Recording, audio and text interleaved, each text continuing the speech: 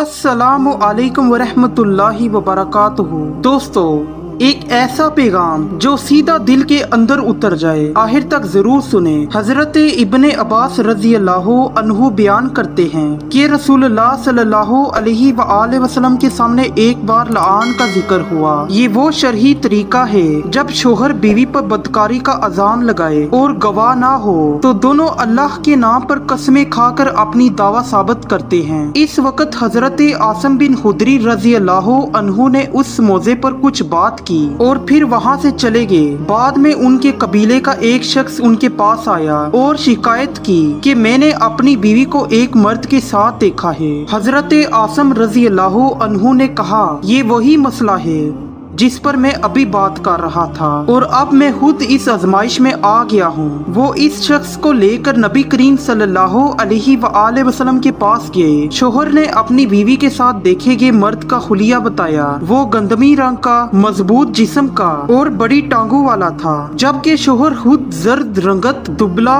और सीधे बालों वाला था। रसूलुल्लाह सल्लल्लाहु अलैहि वसल्लम ने दुआ की, ऐ अल्लाह, हकीकत वाज़ेह फरमा दे। कुछ अरसे बाद उस औरत ने बच्चे को जन्म दिया और वो बच्चा बिल्कुल इसी मर्द से मुशाबा था जिसका शोहर ने जिक्र किया था। इस पर आप सल्लल्लाहु अलैहि वसल्लम ने इन दोनों के दरमियान लान करवा दिया। फिर एक शख्स ने हजरत इब्ने अब्बास रजी अल्लाह अन्हु से पूछा, क्या ये वही औरत थी जिसके बारे में नबी करीम सल्लल्लाहु अलैहि वसल्लम ने फरमाया था कि अगर बगैर गवाह के किसी को संसार करता तो वो औरत होती? हजरत इब्ने अब्बास रजी अल्लाह अन्हु ने फरमाया, नहीं, वो दूसरी औरत थी जो इस्लाम लाने के बाद भी खुलम खुला बुरे काम करती थी, लेकिन उसके खिलाफ मुकम्मल गवाहियां मौजूद ना थी। सही मुस्लिम हदीस नंबर 3758। ये हदीस हमें सिखाती है कि इस्लाम हर मामले में इंसाफ, सबूत और सच्चाई को तरजीह देता है। यहाँ तक कि सबसे संगीन अज़ामात में भी शरीयत का वाज़ेह तरीका कार है और किसी को सिर्फ गुमान या अज़ाम पर सजा नहीं दी जा सकती। दोस्तों, अगर आपको ये हदीस दिल को छू गई हो तो दिल से एक बार सुभान अल्लाह कह दे और वीडियो को लाइक करके दूसरों तक भी पहुँचाएं। सब्सक्राइब करना और अपनी राय कमेंट में देना ना भूलें।